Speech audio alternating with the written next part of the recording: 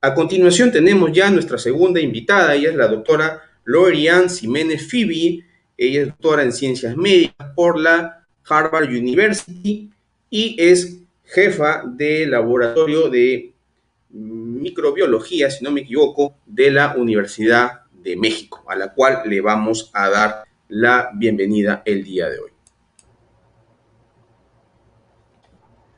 ¿Qué tal? Muy buenas noches, ¿cómo están? Un placer Buenas estar noches, aquí en el doctora programa. Lori. Muy buenas noches. Vamos a cambiar de tema, vamos a salir de la política nacional del Perú y vamos a entrar al mundo de la salud, al mundo del COVID, de las variantes, del virus COVID y de las vacunas con usted para una pregunta de cajón. De las variantes que se conocen, que todo el público conoce el día de hoy, tenemos la variante asiática, la variante brasilera, actualmente está la variante andina, la 77, la variante de Inglaterra.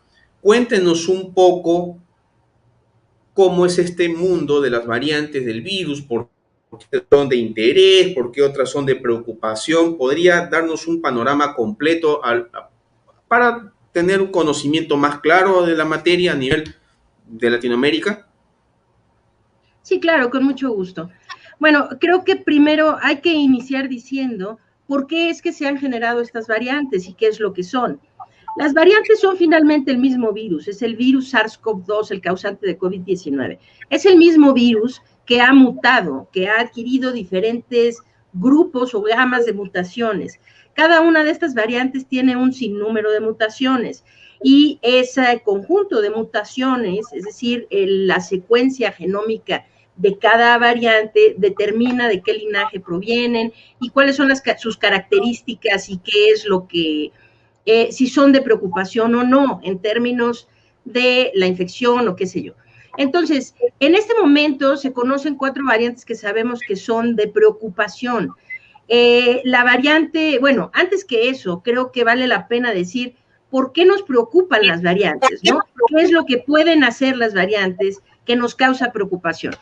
Al mutar este virus, todos los virus, primero que nada, mutan de forma natural. Los virus son microorganismos muy rudimentarios que tienen mecanismos muy laxos de control en sus mecanismos de replicación y de expresión genética, de tal suerte que los virus tienden siempre a mutar conforme se les permite reproducirse.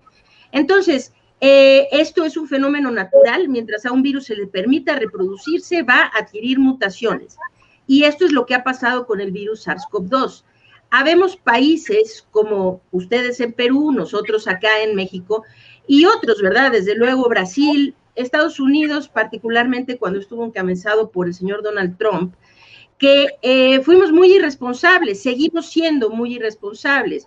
Países en donde hemos dejado que el virus se propague prácticamente de forma libre. Lo que esta irresponsabilidad de países como nosotros ha ocasionado es que se han generado estas mutaciones a ritmos muy acelerados, porque le hemos dado al virus prácticamente una infinidad de huéspedes en donde poderse reproducir.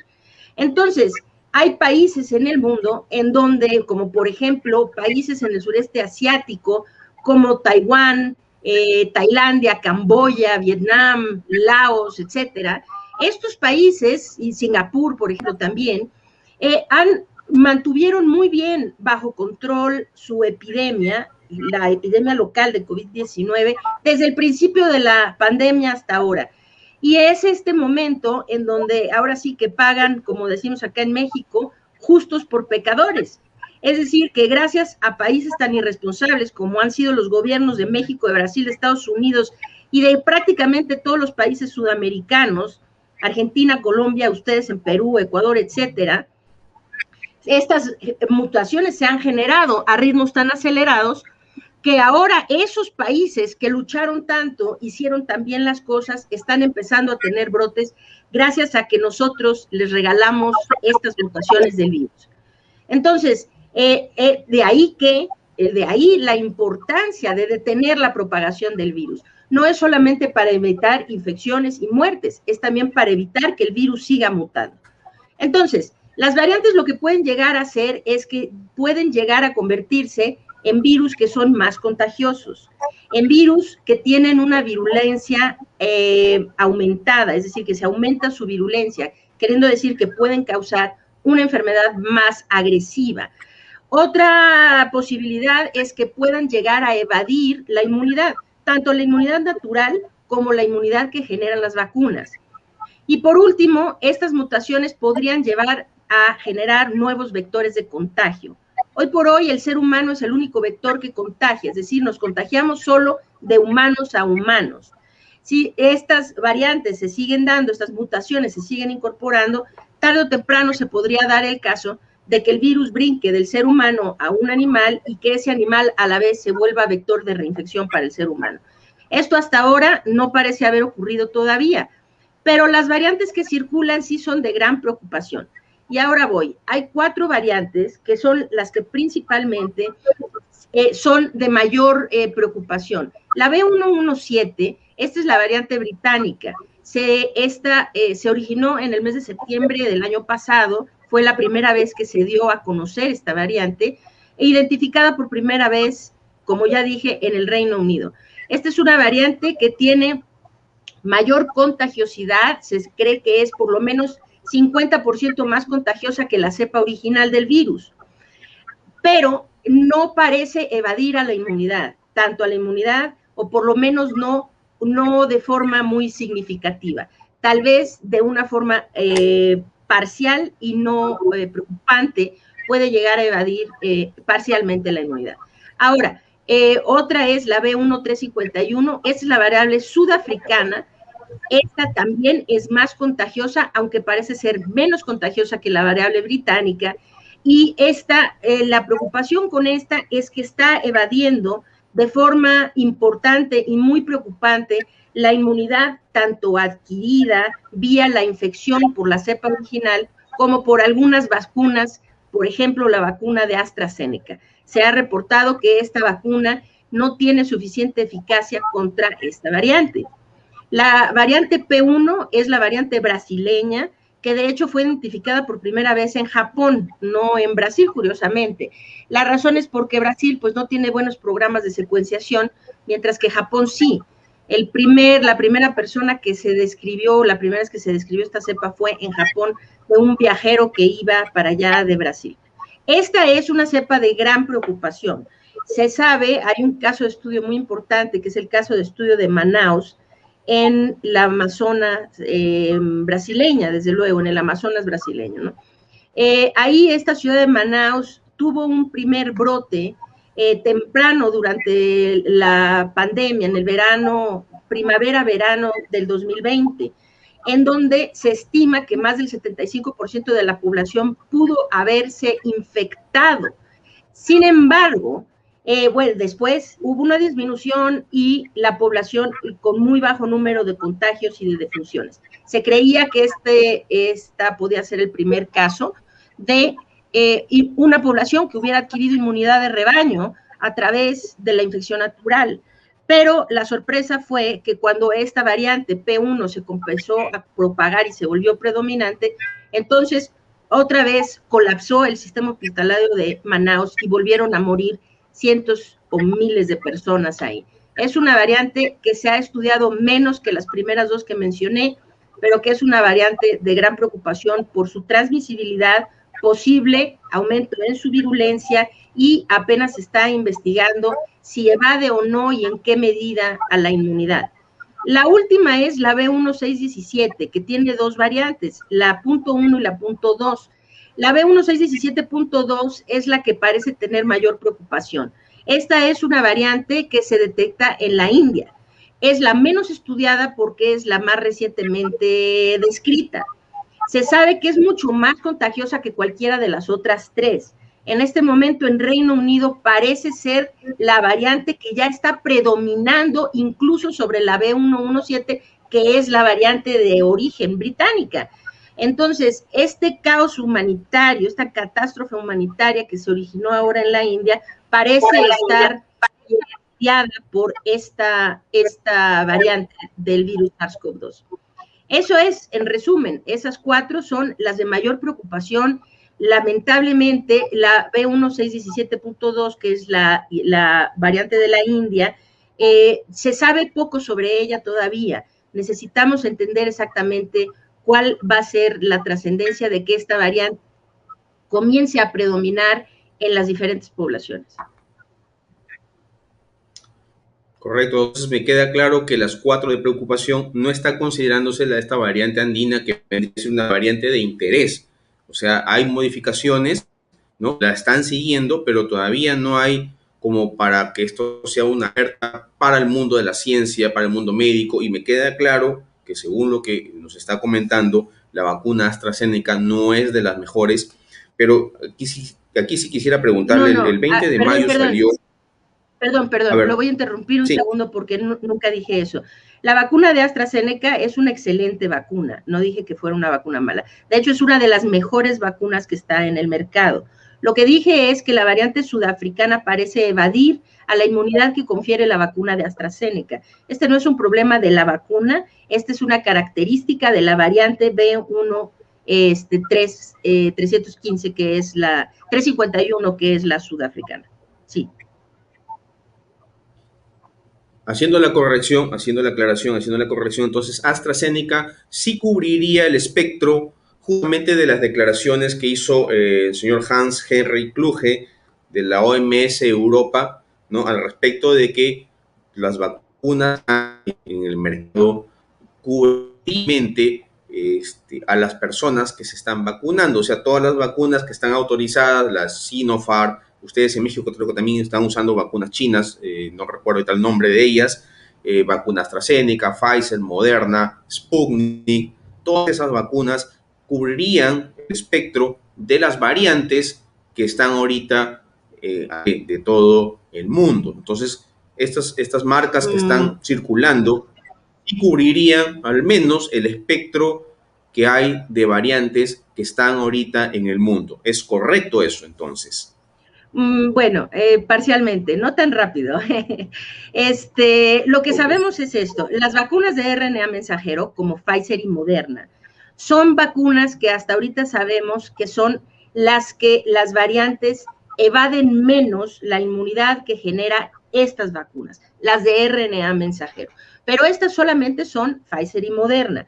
Entonces, a ver, todas las variantes están evadiendo por lo menos parcialmente un poco, a menor o mayor grado, la inmunidad. La única que se ha mostrado con gran preocupación es la evasión de la B1351, o sea, la sudafricana, de la vacuna AstraZeneca. Aparte de esto, todas las vacunas continúan, incluso la de AstraZeneca, continúan siendo variantes de gran utilidad que confieren muy buena protección, incluso contra las variantes. Esto no quiere decir que tengan la misma eficacia contra las variantes que contra la cepa original, queriendo decir que sí disminuye su eficacia en todas. Las que menos disminuyen la eficacia son las de RNA mensajero. Las otras disminuyen disminuyen un poco más su eficacia, es decir, las que son de virus, de virus inactivados, las que son de adenovirus, o sea, de vectores virales. Estas evaden más la inmunidad, más ninguna variante alcanza a escapar por completo a la inmunidad que confieren las vacunas. Entonces, sí hay variables, o sea, que sí escapan parcialmente, más no por completo a la inmunidad que generan estas vacunas. Para entenderlo, para ponerlo en perspectiva de el ciudadano de a pie, que no está muy empapado con el mundo de la ciencia, quiere decir que si yo me pongo, esté donde esté, me pongo una vacuna Sputnik, Argentina usa Sputnik, acá en el Perú, si me pongo, mayormente ahorita estamos usando Pfizer, ya más que Sinopharm, pongo una Pfizer, o si me pongo una vacuna, de repente, se me ocurre Sinovac, ¿no? O CanSino, ¿no? En México creo que están con CanSino. voy a estar protegido, me va a dar la enfermedad, voy a tener los síntomas porque la enfermedad se coló, digámoslo así, ¿no? Se coló, evadió un poco, me dio la enfermedad, pero al menos no me voy a morir. Podemos ponerlo así. Sí, absolutamente. Es decir, ahorita las vacunas están confiriendo, eso es lo que sabemos, incluso contra las variantes, que la protección que confieren contra padecer la enfermedad de forma grave y morir de COVID-19, la protección es casi en el rango del 100%, queriendo decir que sí, dependiendo de la vacuna y de la variante con la que una persona se infecte, la persona podría infectarse, sí, pero ser portador asintomático del virus. Es decir, infectarse sin saber que tiene la enfermedad o enfermarse con una sintomatología muy leve, mas no padecer. Es muy improbable que estando vacunado, claro, hay que recordar, no hay una sola vacuna en el mundo, y estoy hablando las de polio, las vacunas, o sea, todas las vacunas y medicamentos, no existe el rango del 100% de eficacia. Es decir, siempre hay un margen de error. Entonces, hay un margen que se escapa y entonces a los medicamentos, a las vacunas, un pequeñísimo margen. Entonces, sí va a llegar a haber personas que se infecten de gravedad y mueran estando vacunadas, pero esto será minúsculo, un porcentaje minúsculo de las personas. Entonces, sí, lo que está usted diciendo es correcto y esa es la apreciación que la gente debe tener. Mientras que dependiendo de la vacuna y de la variante que me infecte, yo podría padecer la enfermedad quizá de forma leve, por lo menos puedo tener una gran seguridad de que no voy a padecer la enfermedad de forma grave que requiera hospitalización y que me conduzca esto a morir. Correcto, doctora. He tenido algunos comentarios por casos que me dicen, no, pero yo tengo un caso bien simpático, o sea, en el mismo Ministerio de Salud, llamemos acá la Jereza, en la zona en donde yo estoy, ha habido enfermeras que no han querido vacunarse, porque su argumento ha sido, no, pero la vacuna demora 10 años en sacar una vacuna, yo no me vacuno. Enfermeras que han pasado por una universidad, han estudiado, me parece impresionante la respuesta que estos grupos de profesionales de la salud brindan. O sea, ¿qué podría usted recomendar a decir a esta persona? Yo puedo entender que hace 10 años o 20 años o 30 años atrás sacar una vacuna era complicado, la tecnología no es lo que era ahora, en fin, hay muchas variables tecnológicas, no científicas, sino tecnológicas, que tal vez eso ha podido cambiar, pero que una profesión mencione que no se vacuna porque definitivamente las vacunas demoran 10 años en sacar, no sé, yo me da que pensar, ¿qué podría recomendar? Sí, claro. Esto es terriblemente lamentable, viniendo de quien sea, pero particularmente viniendo de un profesional de la salud.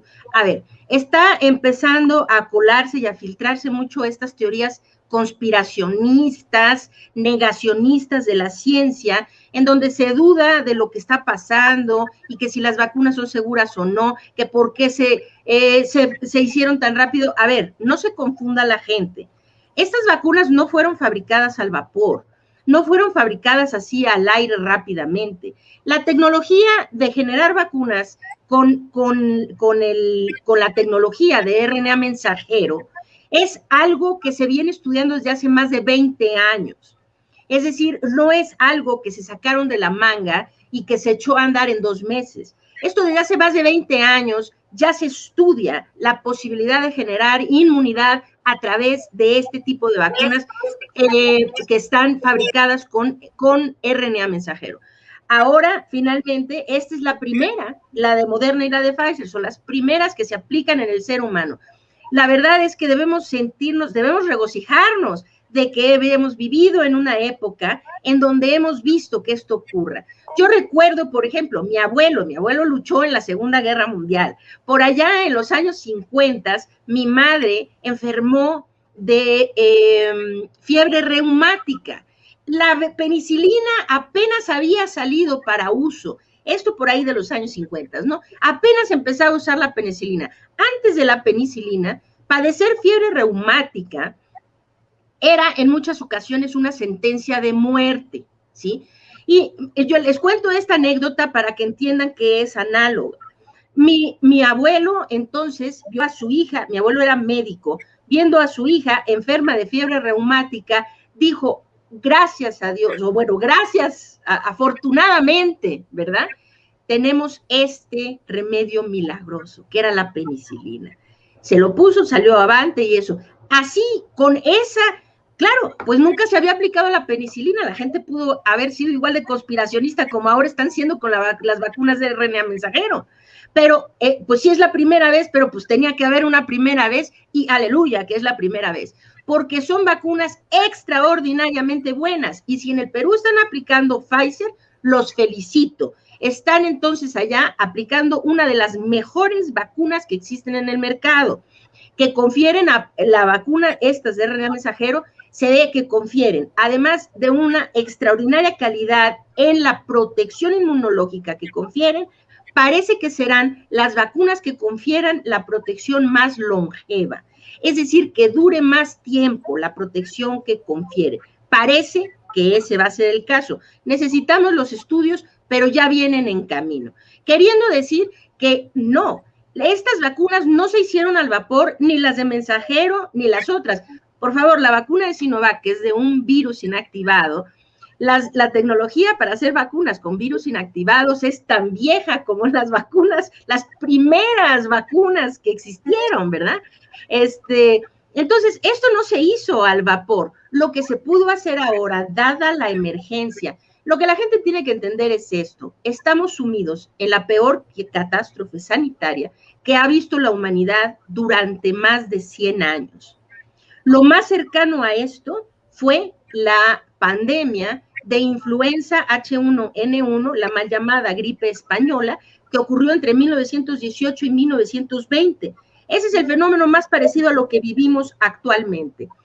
Se está estimando, mientras que las cifras oficiales nos dicen que a la fecha se han perdido 3 millones, alrededor de 3 millones 540,000 vidas por COVID-19, cuando se han hecho las estimaciones considerando los excesos de mortalidad, se piensa que hoy por hoy, durante esta pandemia, más de 6 millones de seres humanos han perdido la vida por COVID-19.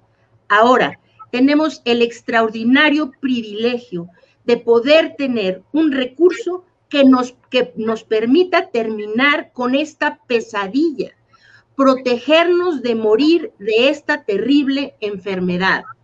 Entonces, creo que es dañino, peligroso y muy contraproducente que se generen este tipo de discursos.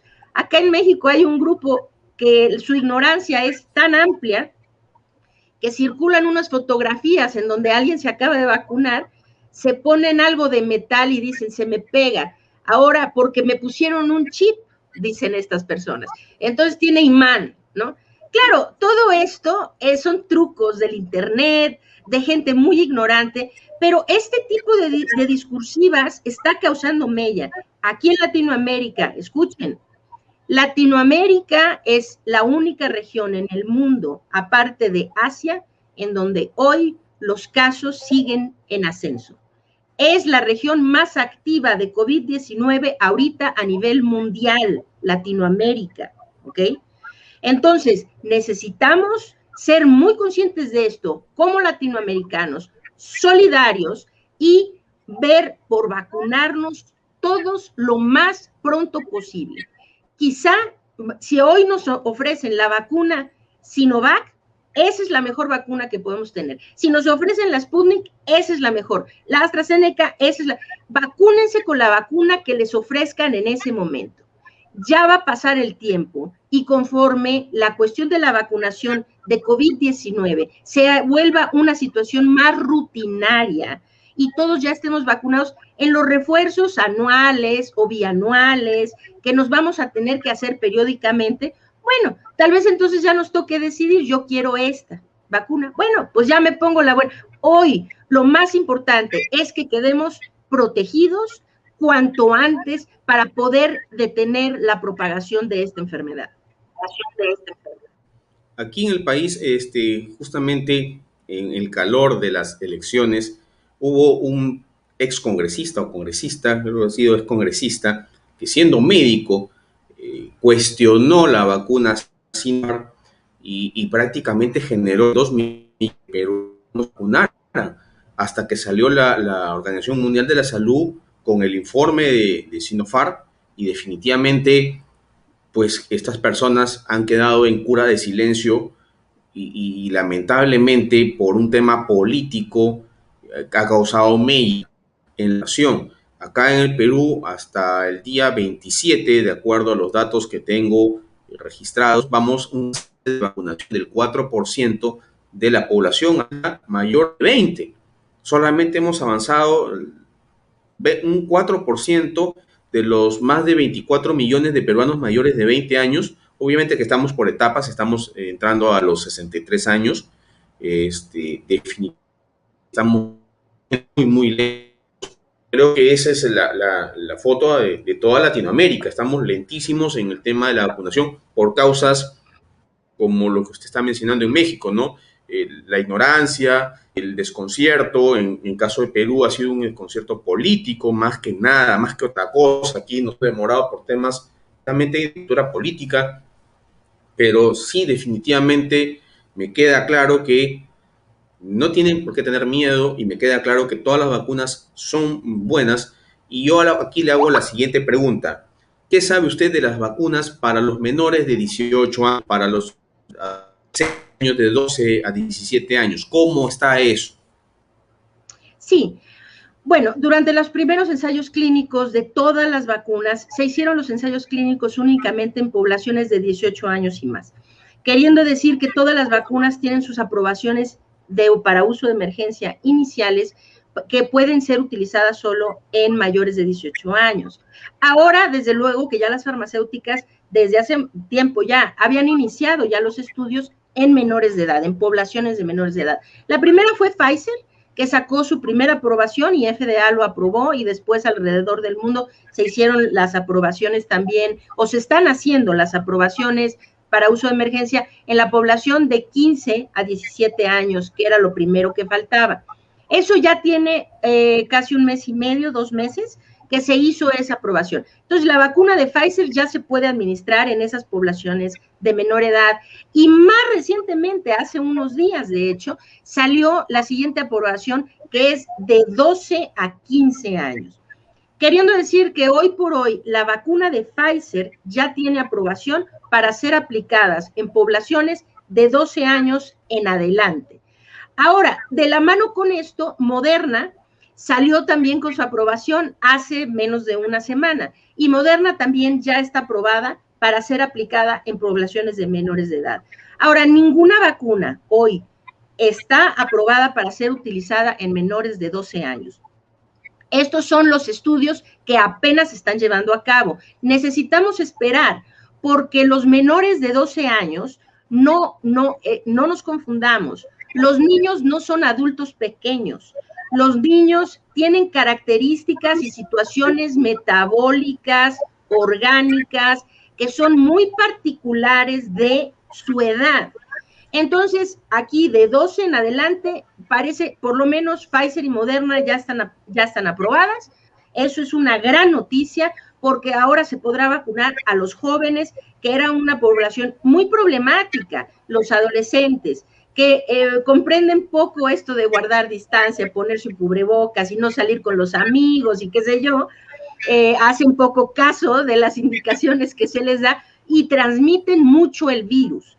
¿Por qué? Porque los menores de edad tienden a portar el virus de forma asintomática. Los asintomáticos son quienes propagan más el virus.